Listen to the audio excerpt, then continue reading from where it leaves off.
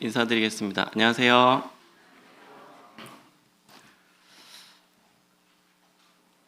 네, 우리의 인생은 수많은 결정과 선택으로 이루어집니다. 여러분들이 이 자리에 계신 것도 어떠한 선택 때문이실 텐데요. 우리는 우리의 선택과 그런 결정이 최선이기를 바랍니다.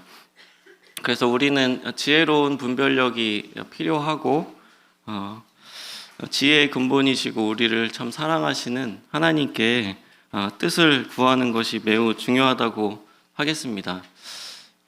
그러나 근데 우리의 인생의 현실은 그렇게 녹록하지 않고 그렇게 단순하지가 않습니다. 때로는 어떠한 선택이 최선의 선택인지 알지 못하는 그런 경우도 참 많이 있고 우리의 분별이 흐려져서 실수와 후회가 있을 수도 있습니다. 그래서 뒤를 돌아보면 내가 왜 그랬을까라고 하는 그러한 생각을 가지면서 한탄을 하게도 됩니다.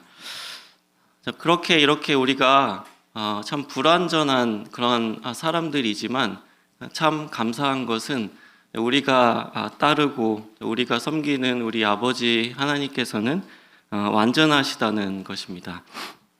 오늘 여호수아 강의 8번째 시간으로 불완전한 분별 중에서 완전하신 하나님 경험하기라는 제목으로 함께 교훈을 나눠보기를 원합니다. 오늘 본문은 여호수아 9장과 10장입니다. 여호수아 9장과 10장을 펴주시기 바라겠습니다. 본문이 길기 때문에 군데군데 읽어볼 텐데요. 성도님들께서 시간을 내셔서 한번 읽어보시면 참 재미있습니다. 이야기가 재미있고 우리가 취할 교훈이 많다고 생각합니다.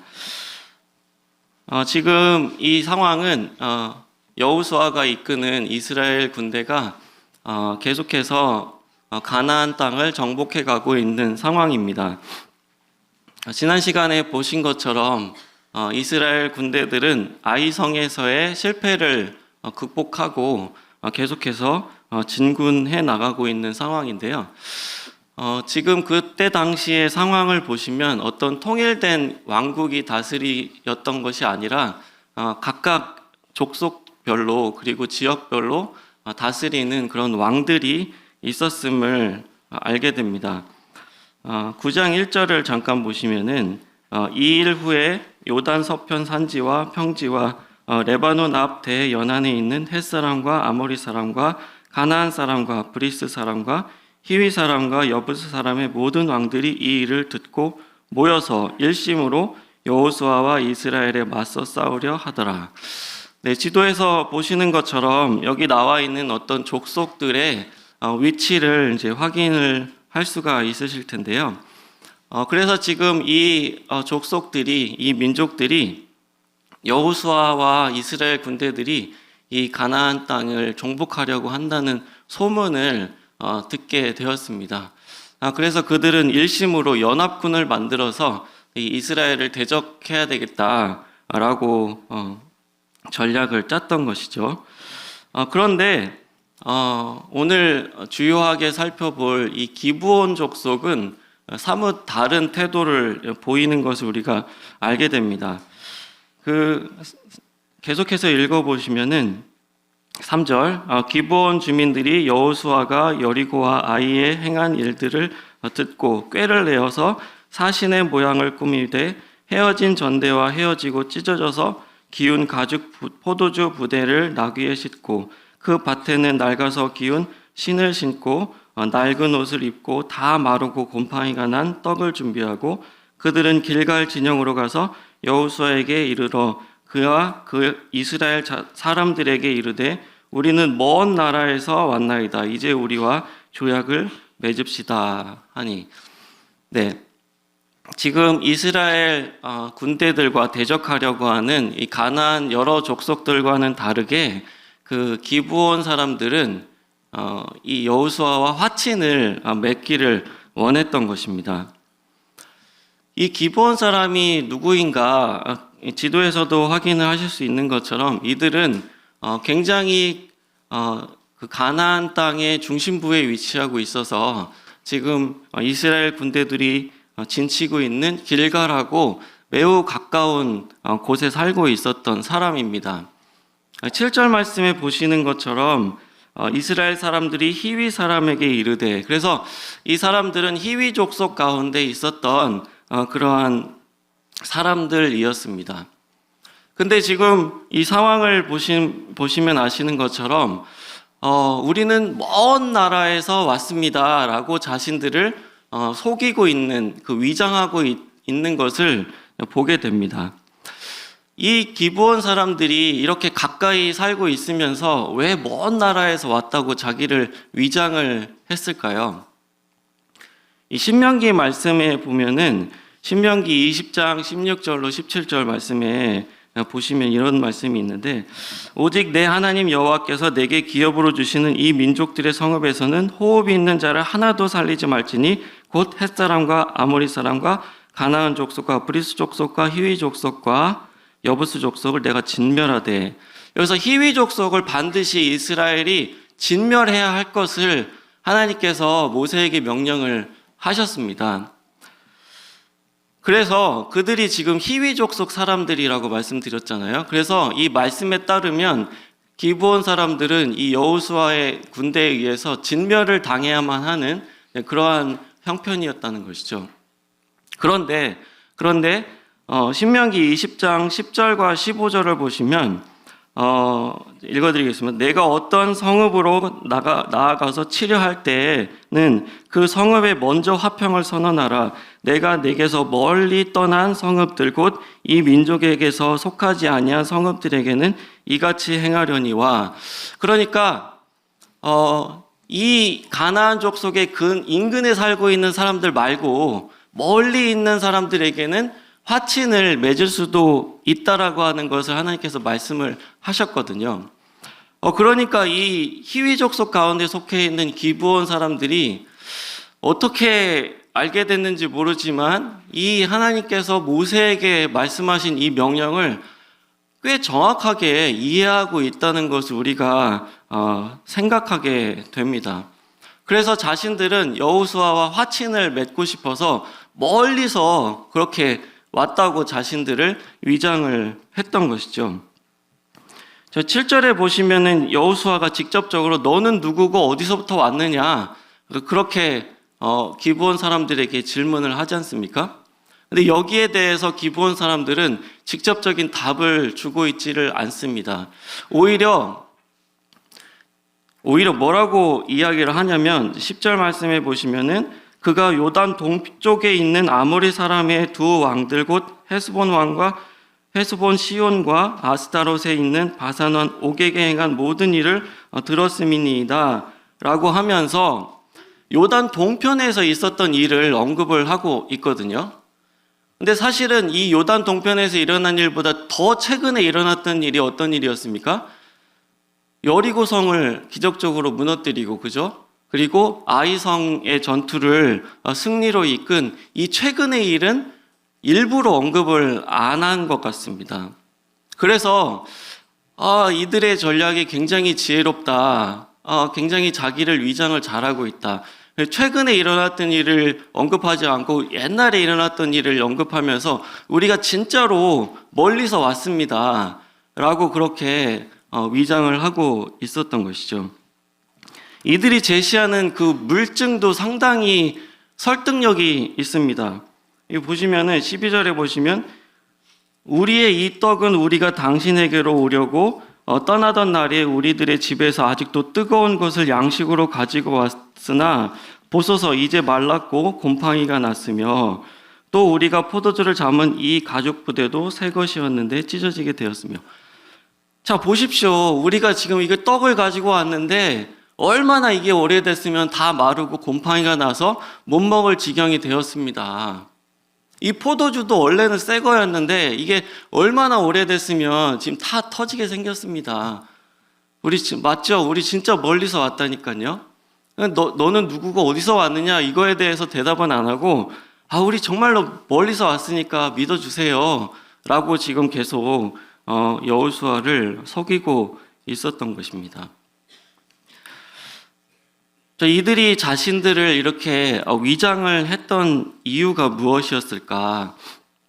그들은 정말로 이스라엘 군대들과 화친을 맺기를 정말 간절히 바라는 마음, 그 진정성이 느껴지는 것이 24절과 25절 말씀을 보시면은 9장 24절 25절 말씀 보시면 그들이 여호수아에게 대답하여 이르되 당신의 하나님 여호와께서 그의 종 모세에게 명령하사 이 땅을 다 당신들에게 주고 이 땅의 모든 주민을 당신들 앞에서 멸하라 하신 것이 당신의 종들에게 분명히 들림으로 당신들로 말미암아 우리의 목숨을 잃을까 심히 두려워하여 이같이 하였나이다. 보소서 이제 우리가 당신의 손에 있으니 당신의 의향에 좋고 옳은 대로 우리에게 행하소서 한지라. 그러니까 지금 자신들을 철저하게 낮추고 겸손하게 여호수아 앞에 엎드리면서 우리가 진짜 이렇게 위장할 수밖에 없었던 이유는 정말 살고 싶어서였습니다. 당신들의 하나님께서 지금까지 행하신 일들을 우리가 다 들었을 때 우리가 도저히 다른 가나안 족속들과는 생각이 다릅니다. 우리는 도저히 하나님과 싸울 자신이 없고 우리는 정말 살고 싶을 뿐입니다.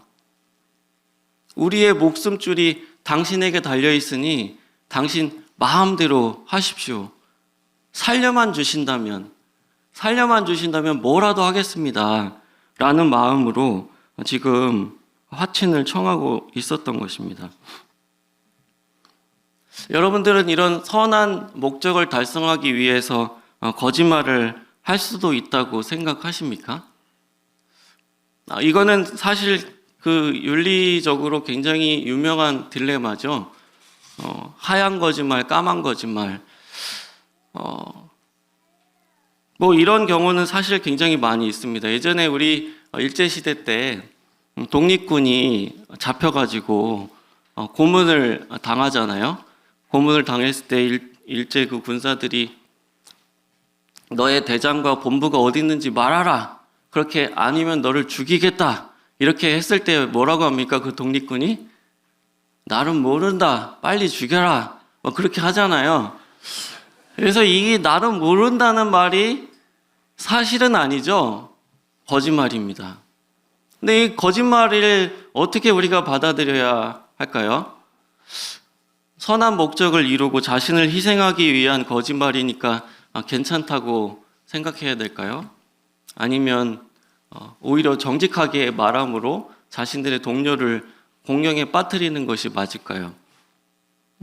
사실 뭐라고 말하기가 쉽지는 않은 그런 딜레마입니다. 하지만 하나님 앞에서 거짓말은 거짓말이죠. 하나님께서는 그 거짓말을 분명히 정당화하게 생각하지는 않으실 거라고 생각합니다. 그렇지만 공의로우신 하나님 앞에서 모든 거짓말을 똑같이 하나님께서 판단하실 것이다. 그렇게 생각하기도 어렵습니다. 우리는 하나님 앞에서 최선을 다해서 정직을 나타내기를 노력해야겠죠.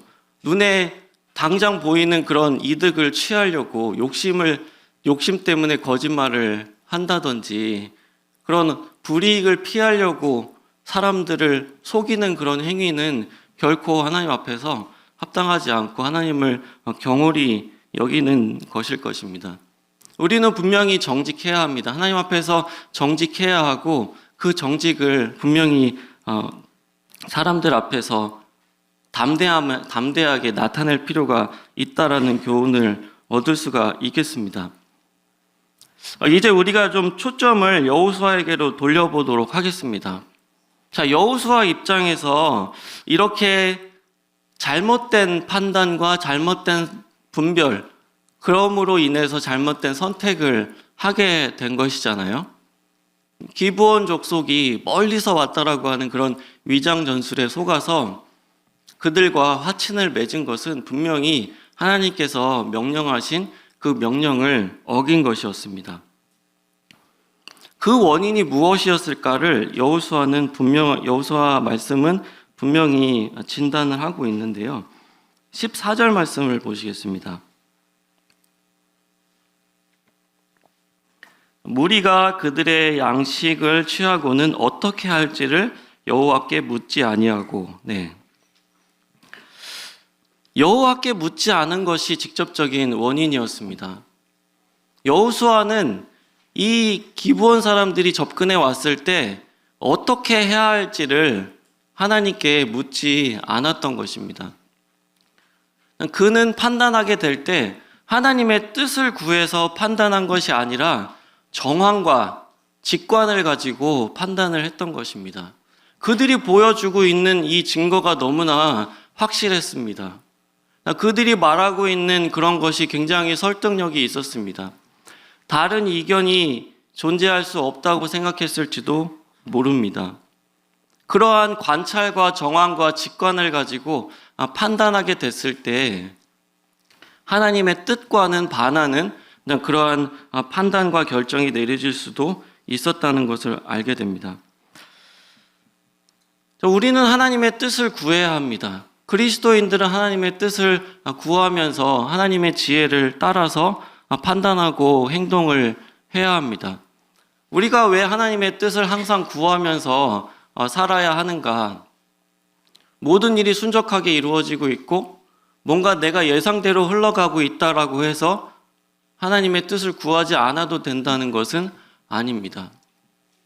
우리는 우리의 삶의 중요한 선택, 결혼이라든지 이사라든지 취업이라든지 중요한 선택부터 시작해서 어떤 사소한 선택, 내가 시간을 어떻게 보낼지, 무엇을 구매할지, 그런 누구를 만날지 이런 사소한 선택에 이르기까지 하나님의 뜻을 구해야 합니다.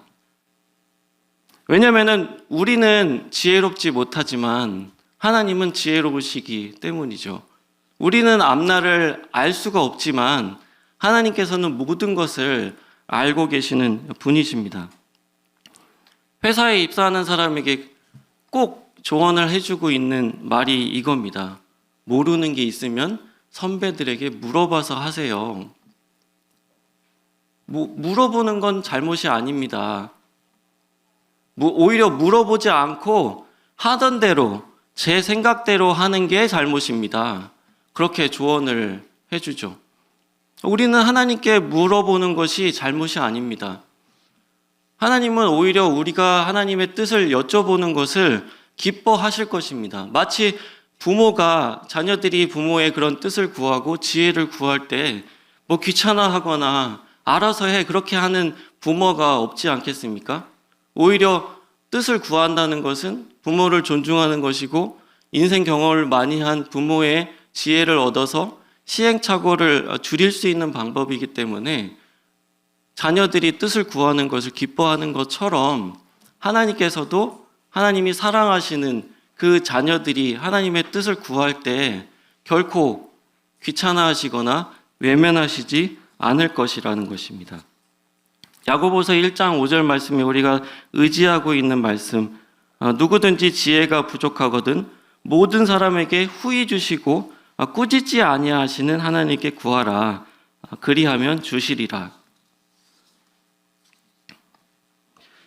우리가 구원받았다라고 하는 뜻이 실질적인 삶 가운데 어떻게 적용이 되겠습니까?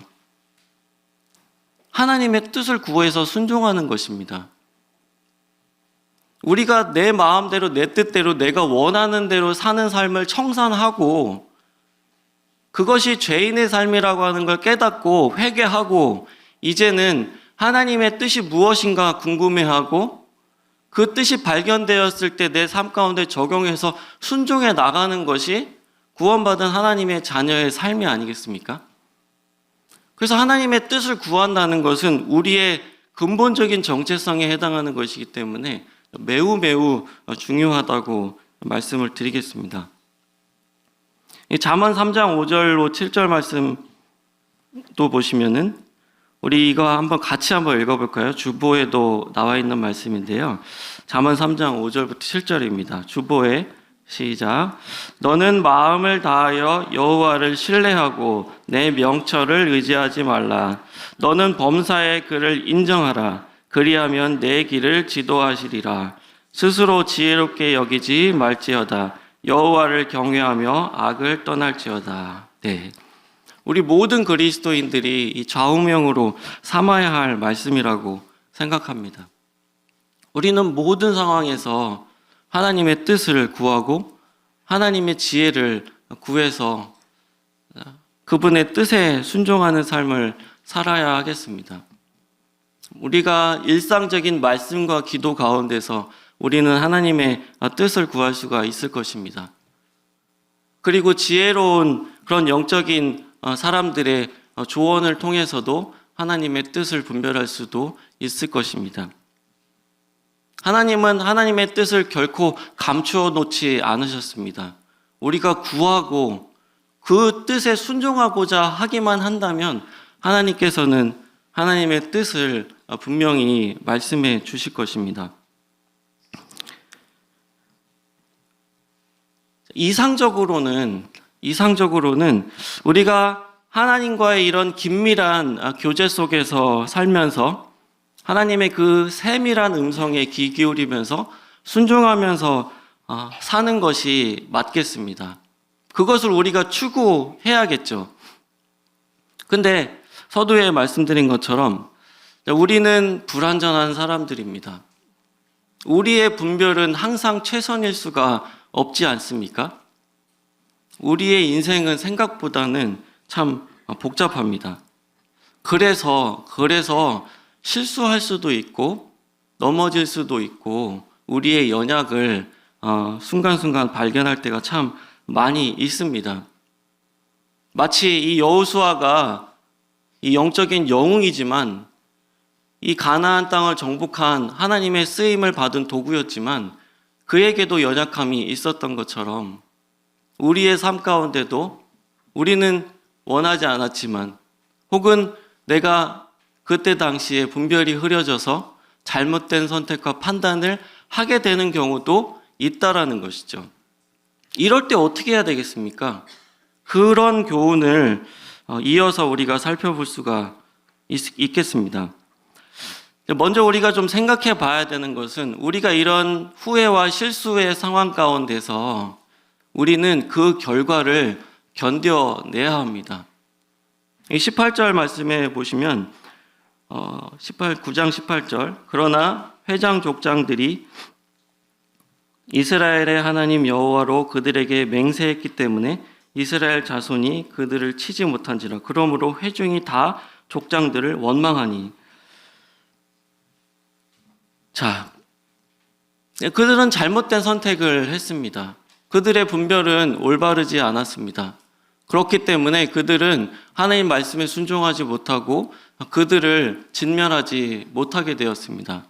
그랬을 때 회중들은 그 지도자들을 원망을 했던 것이죠. 이럴 때 그 지도자들은 하나님 앞에서 자신들의 그런 잘못을 통회하고 회개하는 마음으로 뉘우쳐야 했을 것입니다. 그들이 원망을 들어야 했다면 들어야 되겠습니다.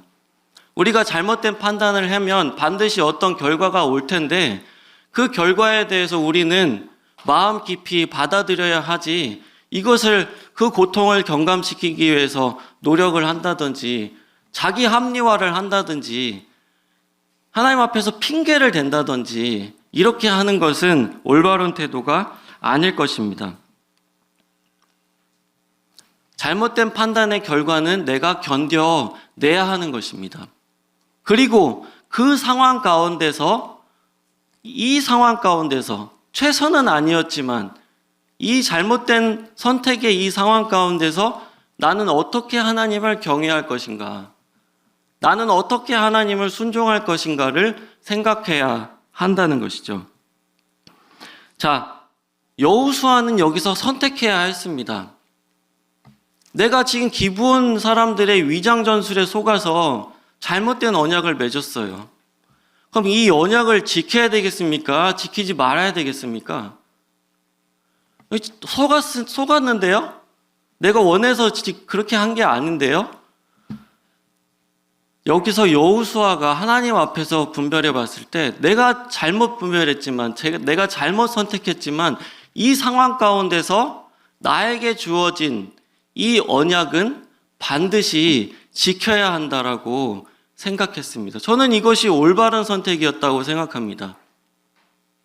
왜냐하면 이 하나님 백성이 맺은 언약은 더 이상 그 전에 내가 잘못 속아서 잘못 판단하고 이런 것들은 결코 개입이 될 수가 없는 것이고, 하나님 백성의 언약은 이제는 하나님의 신실하심과만 관계되어 있는 것입니다.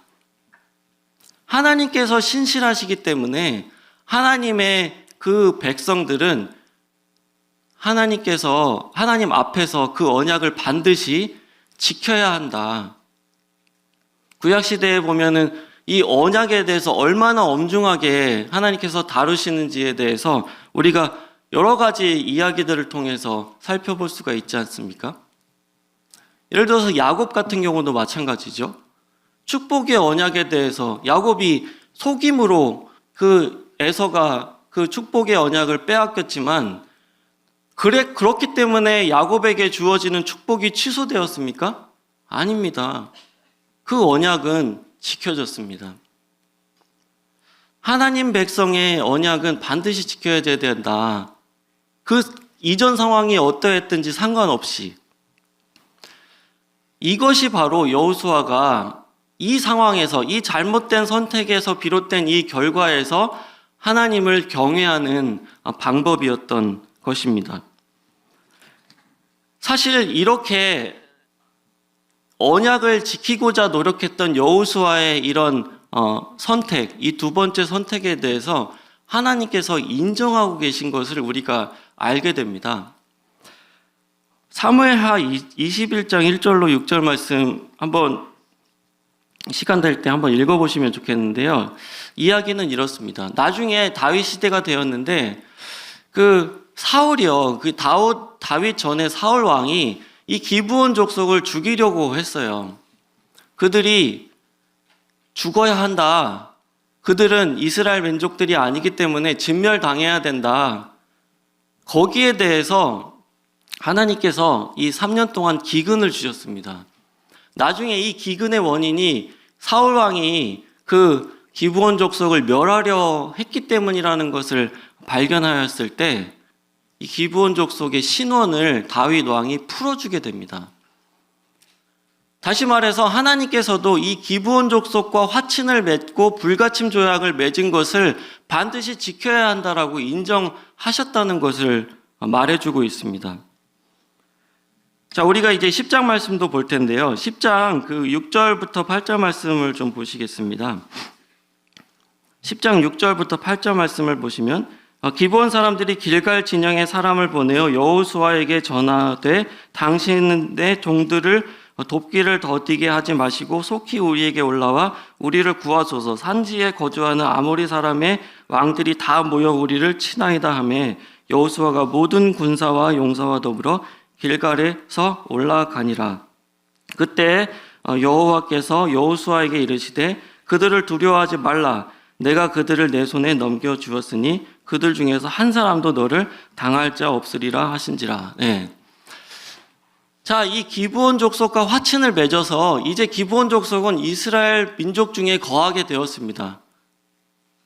그래서 이 기브온 족속이 주변 나라로부터 공격을 당하자 여호수아에게 도움을 요청하죠.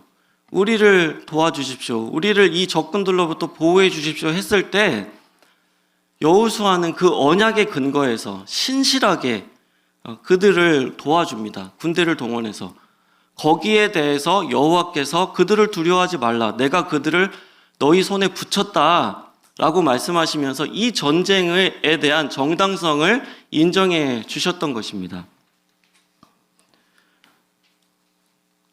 우리의 삶을 말씀드린 대로 굉장히 복잡합니다. 그래서 어떤 경우에는 내가 그때 당시에는 최선이라고 생각했던 것이 나중에 가서 그것이 최선이 아니었구나 라고 그렇게 드러나는 경우도 많이 있고요. 예상과는 다른 상황이 참 많이 발생을 하죠. 어떤 경우에는 이 이스라엘 백성들의 경우처럼 내가 선택한 것도 아닌데, 내가 선택한 것도 아니고 내 부모님이 선택했을 수도 있고 내 주변 사람이 선택하고 내 공동체의 지도자가 선택해서 그 잘못된 선택 때문에 내가 피해를 받는 그런 경우도 우리의 삶에 많이 있지 않습니까? 그렇지만 그러한 상황에서 나의 올바른 태도는 무엇인가? 내가 왜 괜히 일로 이사 와가지고 이 고생을 하지? 내가 이 사람하고 왜 결혼을 했을까? 내가 이 직장에 왜 들어갔을까? 내 이 교회에 왜 왔을까? 정말 1년 전, 5년 전, 10년 전으로 돌아갈 수만 있다면 그렇게 후회와 한탄으로 그렇게 시간을 낭비하시겠습니까? 아니요. 하나님의 자녀들은 그렇게 하면 안 됩니다. 내게 주어진 이 상황을 하나님 앞에서 인정하고 그것이 나의 잘못된 선택의 결과라면 하나님 앞에 회개하고 통회하고 그것이 나에게로 비롯된 것이 아니고 다른 사람에게로 비롯된 것이라 할지라도 내가 그 상황 가운데서 어떻게 하나님을 경외할 수 있을 것인가? 그것을 고민하고 실천해야 한다는 것이죠. 우리는 꼭 최선의 상황에서만 하나님을 예배할 수 있는 것은 아닙니다. 하나님은 이 잘못된 선택의 상황에서도 얼마든지 차선을 만드실 수가 있는 분이시고 우리가 최선이라고 생각했던 그것이 나중에는 최선이 아니게 될 수도 있고 내가 차선이라고 생각했던 그것이 결국에는 궁극적인 선을 이루는 것이 될 수도 있는 것입니다. 하나님의 역사하심은 어떻게 판결이 될지 어떻게 판명이 될지 우리가 다 알 수가 없기 때문에 우리는 그 순간순간에 하나님을 어떻게 순종해야 될 것인가를 고민해야 한다는 것이죠. 우리는 이렇게 불완전하지만 하나님은 완전하십니다. 그것이 우리가 의지할 수 있는 참 감사한 일이죠. 자, 9장 26절에 보시면 그들은 이렇게 여호수아를 속인 대가로 저주를 받아서 여호와의 제단을 위해서 나무를 패고 물 깃는 자가 되었습니다. 그래서 그들은 이스라엘 가운데 거하게 되었고 하나님의 그 제단을 섬기는 그러한 사람들이 된 것입니다. 그리고 지금 조금 전에 우리가 읽은 것처럼 여호수아가 이 기브온 사람들이 주변 나라로부터 공격을 당했을 때 하나님께서 그들과 대신 싸워주시는 것도 우리가 보게 됩니다. 다음 지도를 한번 보시도록 하겠습니다. 자, 11절 말씀, 10장 11절 말씀을 보시면은 10절부터 보겠습니다. 10장 10절. 여호와께서 그들을 이스라엘 앞에서 패하게 하심으로 여호수아가 그들을 기브온에서 크게 사륙하고 벳호론에 올라가는 비탈에서 추격하여 아세가와 멕게다까지 이르니라. 그들이 이스라엘 앞에서 도망하여 벳호론의 비탈에서 내려갈 때에 여호와께서 하늘에서 큰 우박덩이를 아세가에 이르기까지 내리심에 그들이 죽었으니 이스라엘 자손의 칼에 죽은 자보다 우박에 죽은 자가 더 많았더라. 자, 지금 지형을 보시면 이해가 되실 거예요. 이 비탈길로 내려가는 길에 큰 우박이 내렸습니다. 그래서 그 큰 우박 때문에 죽은 사람이 이 전쟁 때문에 칼로 인해서 죽은 사람보다 더 많았더라. 하나님께서 그들과 싸워 주셨던 것입니다. 이것이 이제 무엇을 의미하는 것일까요? 여기서 심지어 10장 12절로 13절 말씀에 보시면 이 기브온을 위해서 타양아 멈춰라, 달이 멈춰라 이런 말씀을 하시고 실제로 그들을 완전히 기브온을 공격하는 그 주변 나라의 왕들을 완전히 진멸하기까지 하나님께서 기회를 주셨습니다. 기적적으로. 이 말씀을 우리가 어떻게 이해해야 될까? 이거를 문자적으로 하나님께서 진짜로 이 지구의 자전을 멈추셨나? 달의 움직임을 멈추셨나? 그렇게 이해를 할 수도 있고 아니면 이거를 어떤 시적인 표현으로 이해할 수도 있겠습니다. 우리가 그것이 어떤 뜻인지 여기서 밝히는 게 중요하다고 보지는 않고요. 하나님께서 하나님께 피하는 사람에게 얼마나 완전한 은혜를 베푸시는가 그것을 우리가 받아들이게 됩니다. 자, 이 기브온 족속들이 하나님을 두려워해서 하나님께 피하고자 했습니다. 그랬을 때 하나님께서는 그들을 대항하는 대적들과 싸워 주셨던 것입니다. 이 우박을 통해서 어떤 기상적인 그러한 기적을 통해서 하나님께서 그들을 완전히 진멸시키셔서 기브온을 보호해 주셨던 것입니다. 반대로 지금 이 기브온을 제외한 이 가나안 족속들, 그 주변에 있는 그 왕들은 어떠했습니까? 일심으로 연합군을 만들어서 하나님을 대적하고자 했습니다. 그 결과가 무엇이었습니까? 그 결과를 보시면은 10장 40절 말씀을 보시겠습니까? 10장 40절 말씀에 보시면 이와 같이 여호수아가 그 온 땅 곧 산지와 네겝과 평지와 경사지와 그 모든 왕을 쳐서 하나도 남기지 아니하고 호흡이 있는 모든 자는 다 진멸하여 바쳤으니 이스라엘의 하나님 여호와께서 명령하신 것과 같았더라. 하나님을 대적하는 모든 왕들을 하나도 남기지 않고 완전히 진멸하셨다. 하나님께서는 하나님께 피하는 자들에게 완전하신 그런 은혜를 베푸시지만 하나님을 대적하는 그러한 사람들에게는 완전하신 진노로 완전히 진멸을 하십니다. 이것이 하나님의 완전함이죠. 사람들은 하나님의 진노에 대해서 오해를 합니다. 사랑의 하나님이 어떻게 진노하실 수 있어? 어떻게 이렇게 아이와 여자들을 포함해서 완전히 다 이렇게 진멸하라고 말씀하실 수 있어? 제네바 협정에 따르면 그 전쟁의 포로들도 인권에 따라서 대해 주어야 되는데 하나님께서는 너무하신 거 아니야? 아닙니다. 하나님의 완전하심은 하나님을 대적하는 사람에게 완전하신 진노로 대해 주십니다. 그것이 모든 죄를, 모든 악을 척결하시는 하나님의 열심인 것이죠.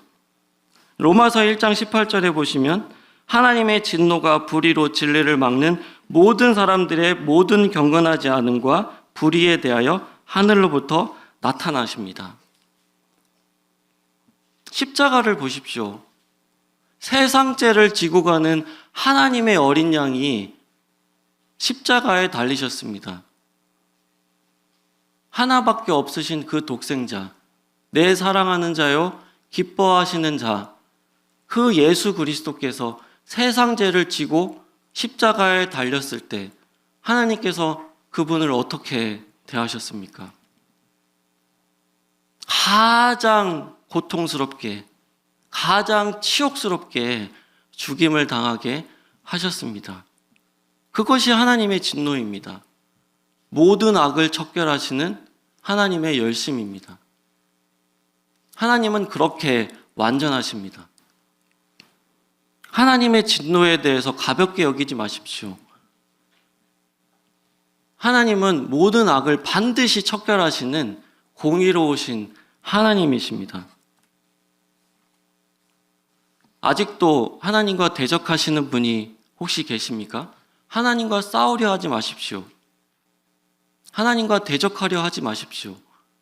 하나님의 진노는 반드시 내려질 것이고 하나님의 그 심판은 모든 악에게 반드시 내려질 것입니다.